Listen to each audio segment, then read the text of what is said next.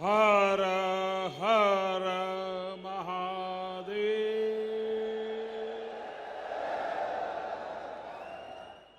जय श्री महाकाल। जय श्री महाकाल महाराज की जय। महाकाल महादेव, महाकाल महाप्रभु, महाकाल महारुद्र, महाकाल नमोस्तुते। उज्जैन की पवित्र पुण्य भूमि पर इस अविस्मरणीय कार्यक्रम में उपस्थित देश भर से आए सभी चरण वंद्य संतगण, सम्माननीय साधु सन्यासीगण, मध्य प्रदेश के राज्यपाल श्रीमान मंगूभाई पटेल, छत्तीसगढ़ की राज्यपाल बहन अनसुईया उइके जी, झारखंड के राज्यपाल श्रीमान रमेश बैस जी, मध्य प्रदेश के मुख्यमंत्री भाई शिवराज सिंह चौहान जी, केंद्रीय मंत्रिमंडल के मेरे सहयोगी, राज्य सरकार के मंत्रीगण, सांसदगण, विधायकगण, भगवान महाकाल के सभी कृपा पात्र श्रद्धालुगण, देवी और सज्जनों, जय महाकाल। उज्जैन की ये ऊर्जा, ये उत्साह, अवंतिका की ये आभा, ये अद्भुतता, ये आनंद, महाकाल की ये महिमा, ये महात्म्य, महाकाल लोक में लौकिक कुछ भी नहीं है। शंकर के सानिध्य में साधारण कुछ भी नहीं है। सब कुछ अलौकिक है, असाधारण है, अविस्मरणीय है, अविश्वसनीय है। मैं आज महसूस कर रहा हूं, हमारी तपस्या और आस्था से जब महाकाल प्रसन्न होते हैं तो उनके आशीर्वाद से ऐसे ही भव्य स्वरूप का निर्माण होता है। और महाकाल का आशीर्वाद जब मिलता है तो काल की रेखाएं मिट जाती है, समय की सीमाएं सिमट जाती है और अनंत के अवसर प्रस्फुटित हो जाते हैं। अंत से अनंत यात्रा आरंभ हो जाती है।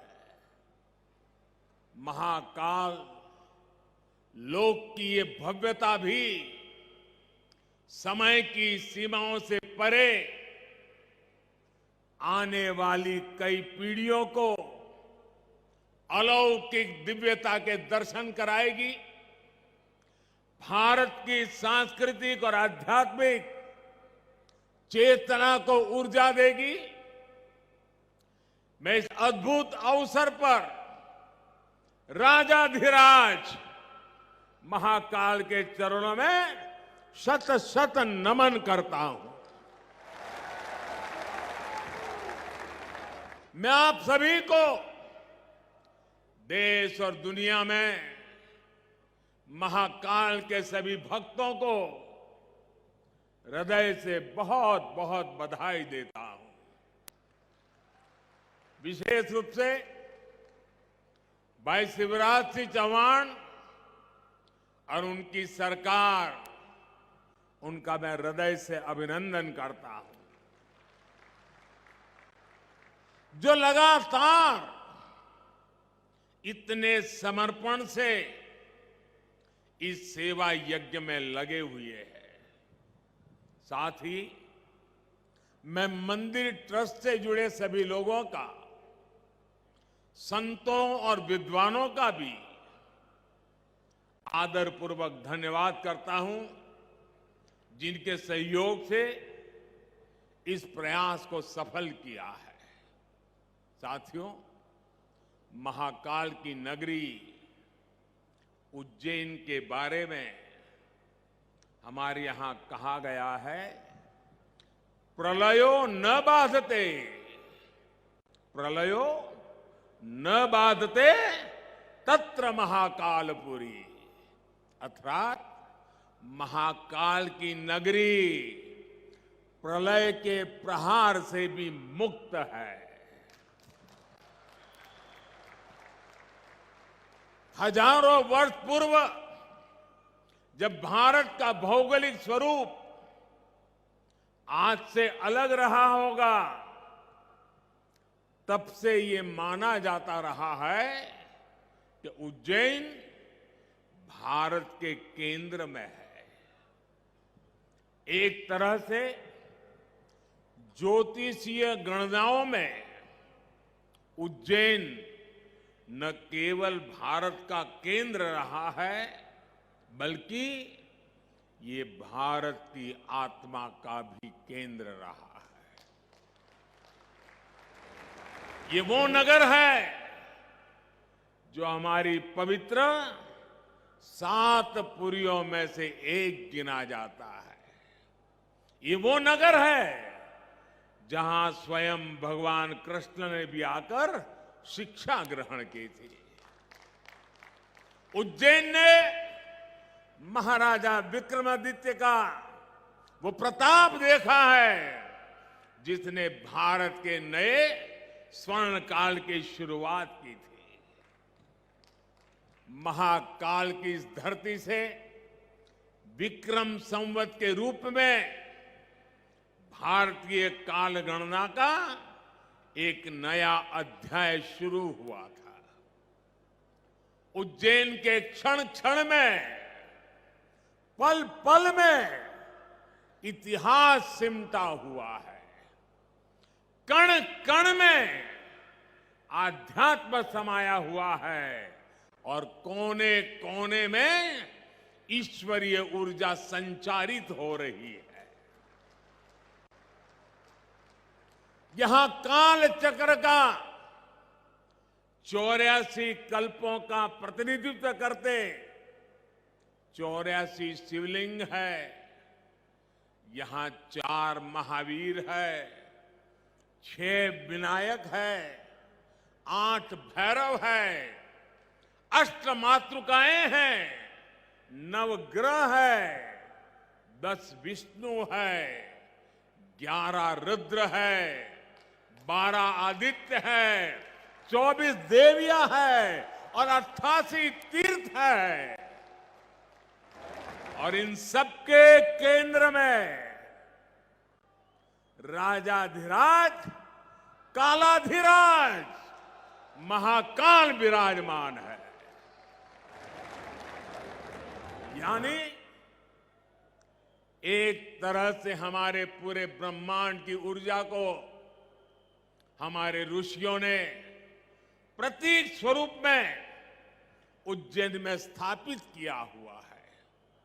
इसलिए उज्जैन ने हजारों वर्षों तक भारत की संपन्नता और समृद्धि का, ज्ञान और गरिमा का, सभ्यता और साहित्य का नेतृत्व किया है।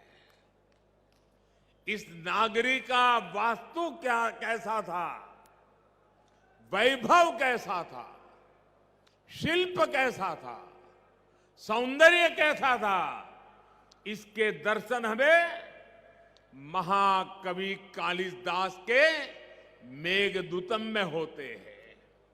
बाण भट्ट जैसे कवियों के काव्यों में यहां की संस्कृति और परंपराओं का चित्रण हमें आज भी मिलता है। यही नहीं, मध्यकाल के लेखकों ने भी यहां के स्थापत्य और वास्तुकला का गुणगान किया है। भाइयों और बहनों, किसी राष्ट्र का सांस्कृतिक वैभव इतना विशाल तभी होता है जब उसकी सफलता का परचम विश्व पटल पर लहरा रहा होता है। और सफलता के शिखर तक पहुंचने के लिए भी ये जरूरी है कि राष्ट्र अपने सांस्कृतिक उत्कर्ष को छुए, अपनी पहचान के साथ गौरव से सर उठा करके खड़ा हो जाए।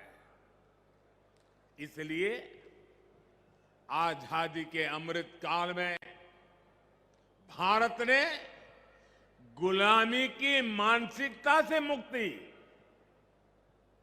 और अपनी विरासत पर गर्व जैसे पंच प्राण का आह्वान किया है। इसलिए आज अयोध्या में भव्य राम मंदिर का निर्माण पूरी गति से हो रहा है। काशी में विश्वनाथ धाम भारत की सांस्कृतिक राजनीति का गौरव, राजधानी का गौरव बढ़ा रहा है। सोमनाथ में विकास के कार्य नए कीर्तिमान स्थापित कर रहे हैं। उत्तराखंड में बाबा केदार के आशीर्वाद से केदारनाथ, बद्रीनाथ तीर्थ क्षेत्र में विकास के नए अध्याय लिखे जा रहे हैं।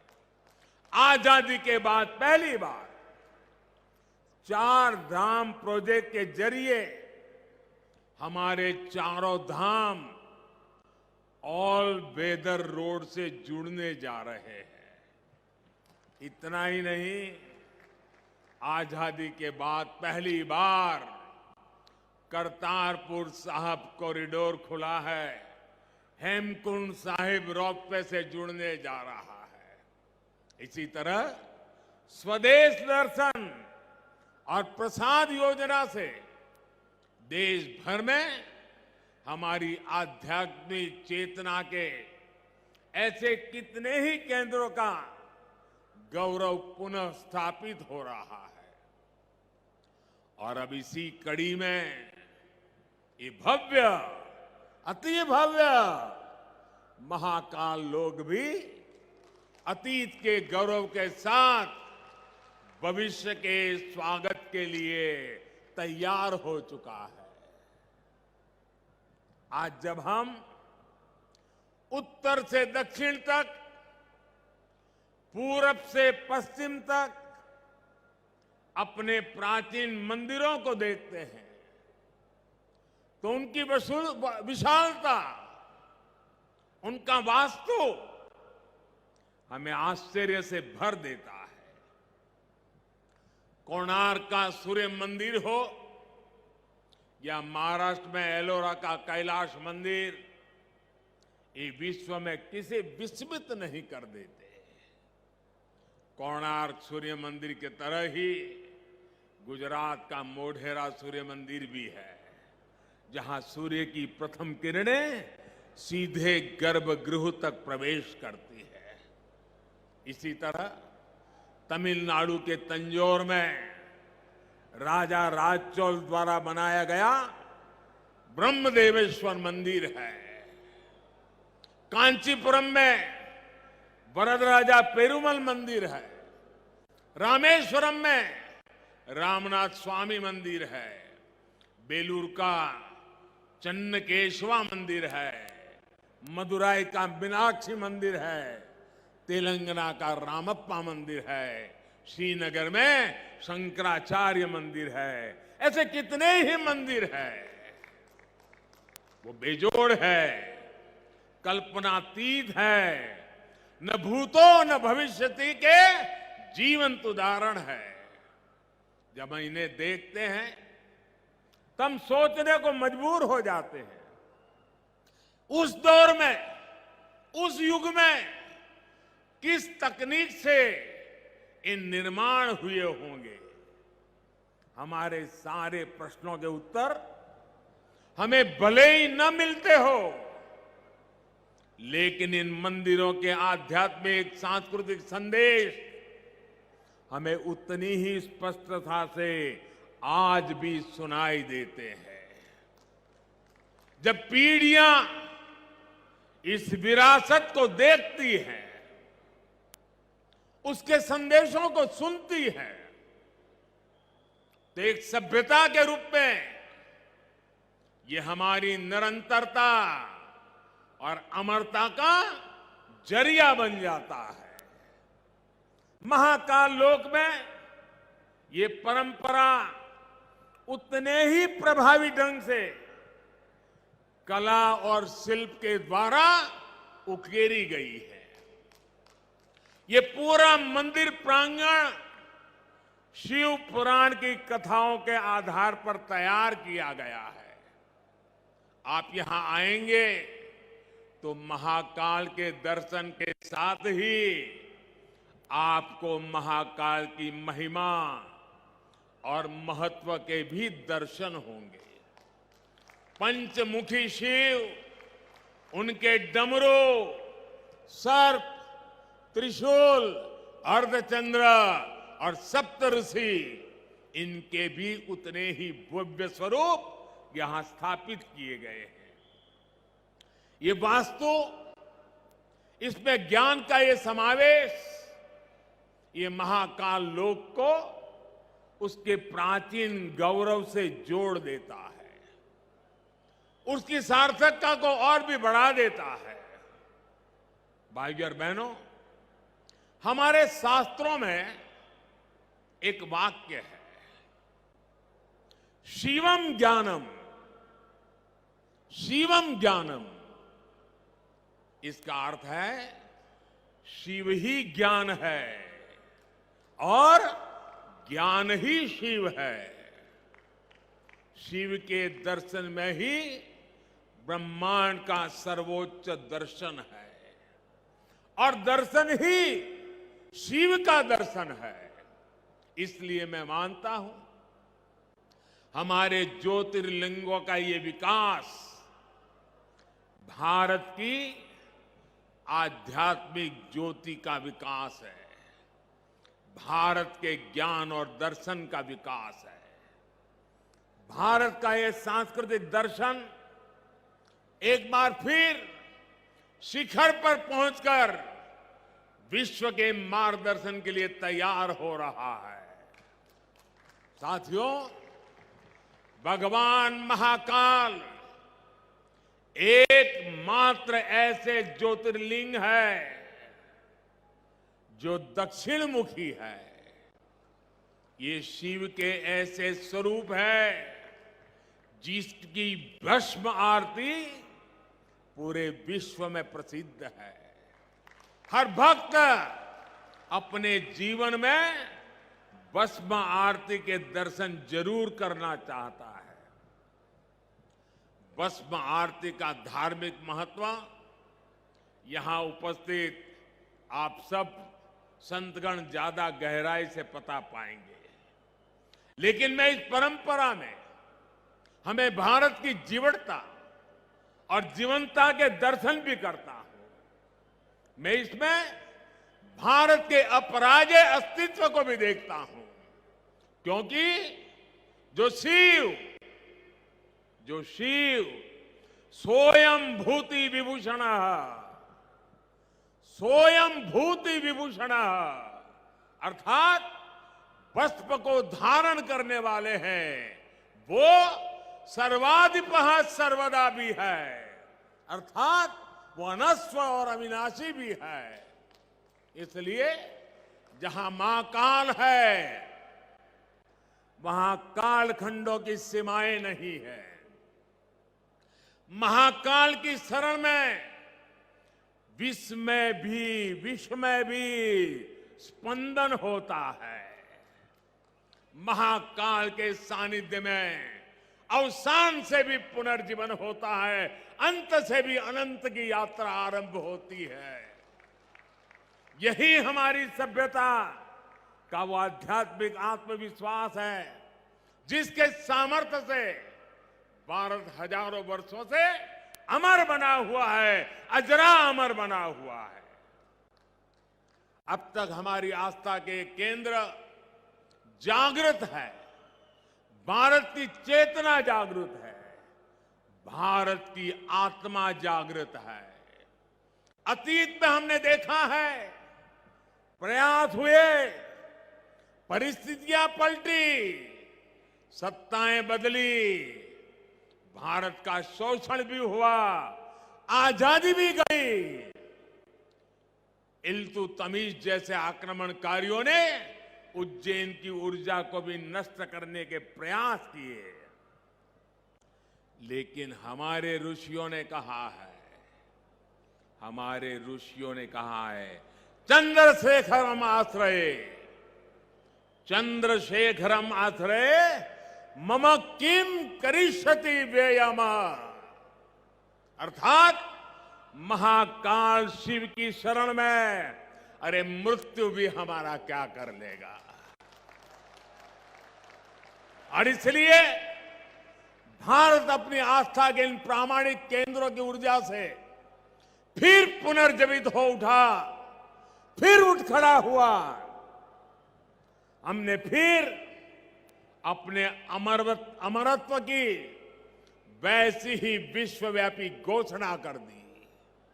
भारत ने फिर महाकाल के आशीष से काल के कपाल पर कालातीत अस्तित्व का शिलालेख लिख दिया। आज एक बार फिर आजादी के इस अमृत काल में अमर अवंतिका भारत के सांस्कृतिक अमरत्व की घोषणा कर रही है। उज्जैन जो हजारों वर्षों से भारतीय काल गणना का केंद्र बिंदु रहा है, वो आज एक बार फिर भारत की भव्यता के एक नए कालखंड का उद्घोष कर रहा है। साथियों, भारत के लिए धर्म का अर्थ है हमारे कर्तव्यों का सामूहिक संकल्प। हमारे संकल्पों का ध्येय है विश्व का कल्याण, मानव मात्र की सेवा। हम शिव की आराधना भी कहते हैं, नमामि विश्वस्य हिते रतम एतम, नमामि विश्वस्य हिते रतम तम, नमामि रूपाणी बहुनी दत्ते। अर्थात हम उन विश्वपति भगवान शिव को नमन करते हैं जो अनेक रूपों से पूरे विश्व के हितों में लगे हैं। यही भावना हमेशा भारत के तीर्थों, मंदिरों, मठों और आस्था केंद्रों की भी रही है। यहां महाकाल मंदिर में पूरे देश और दुनिया से लोग आते हैं। सिंहस्थ कुंभ लगता है तो लाखों लोग जुड़ते हैं। अनगिनत विविधताएं भी एक मंत्र, एक संकल्प लेकर एक साथ जुड़ सकती है। इसका इससे बड़ा क्या उदाहरण क्या हो सकता है। और हम जानते हैं हजारों साल से हमारे कुंभ मेले की परंपरा बहुत ही सामूहिक मंथन के बाद जो अमृत निकलता है उसे संकल्प लेकर के 12 साल तक उसको क्रियान्वित करने की परंपरा रही थी। फिर 12 साल के बाद जब कुंभ होता था, फिर एक बार अमृत मंथन होता था, फिर संकल्प लिया जाता था, फिर 12 साल के लिए चल पड़ते हैं। पिछले यहां कुंभ के मेले में मुझे आने का सौभाग्य मिला था। महाकाल का बुलावा आया और ये बेटा आए बिना कैसे रह सकता है। और उस समय कुंभ की हजारों साल की पुरानी परंपरा, उस समय जो मन मस्तिष्क में मंथन चल रहा था, जो विचार प्रवाह बह रहा था, मां क्षिप्रा के तट पे अनेक विचारों से मैं घिरा हुआ था और उसी में से मन कर गया। कुछ शब्द चल पड़े, पता नहीं कहां से आए, कैसे आए, और जो भाव पैदा हुआ था वो संकल्प बन गया, आज वो सृष्टि के रूप में नजर आ रहा है। दोस्तों, मैं ऐसे साथियों को बधाई देता हूं कि जिन्होंने उस समय के उस भाव को आज चरितार्थ करके दिखाया है। सबके मन में शिव और शिवत्व के लिए समर्पण, सबके मन में क्षिप्रा के लिए श्रद्धा, जीव और प्रकृति के लिए संवेदनशीलता, और इतना बड़ा समागम विश्व के हित के लिए, विश्व की भलाई के लिए कितनी प्रेरणा यहां निकल सकती है। भाइयों और बहनों, हमारे इन तीर्थों ने सदियों से राष्ट्र को संदेश भी दिए हैं और सामर्थ्य भी दिया है। काशी जैसे हमारे केंद्र धर्म के साथ साथ ज्ञान, दर्शन और कला की राजधानी भी रहे। उज्जैन जैसे हमारे स्थान खगोल विज्ञान, एस्ट्रोनॉमी से जुड़े शोधों के शीर्ष केंद्र रहे हैं। आज नया भारत जब अपने प्राचीन मूल्यों के साथ आगे बढ़ रहा है, तो आस्था के साथ साथ विज्ञान और शोध की परंपराओं को भी पुनर्जीवित कर रहा है। आज हम एस्ट्रोनॉमी के क्षेत्र में दुनिया की बड़ी ताकतों के बराबर खड़े हो रहे हैं। आज भारत दूसरे देशों की सैटेलाइट भी स्पेस में लॉन्च कर रहा है। मिशन चंद्रयान और मिशन गगनयान जैसे अभियानों के जरिए भारत आकाश की वो छलांग लगाने के लिए तैयार है जो हमें एक नई ऊंचाई देगी। आज रक्षा के क्षेत्र में भारत पूरी ताकत से आत्मनिर्भरता की ओर आगे बढ़ रहा है। इसी तरह आज हमारे युवा स्किल हो,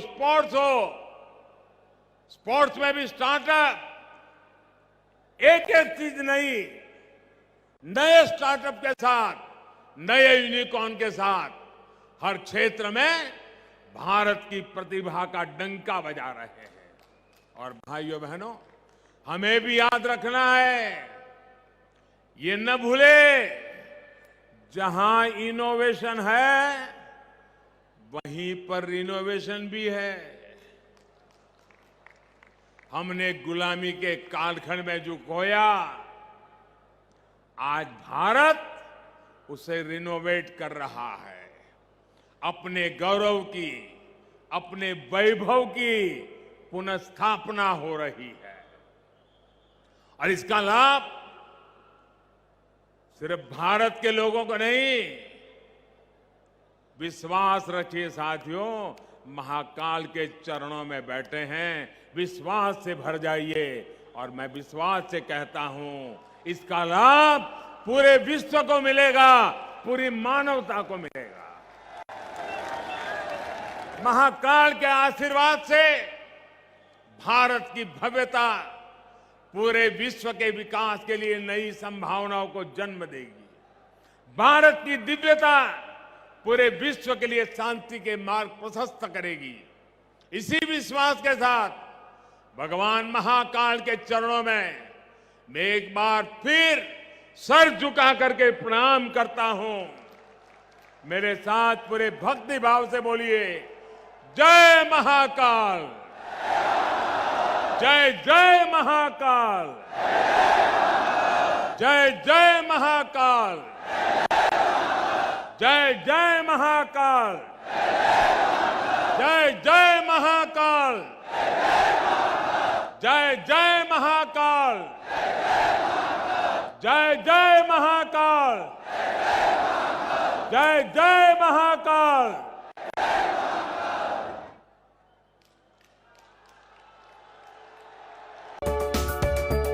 नोंथाङा गोबां रां आर्जिनो गोसो जादों नामा?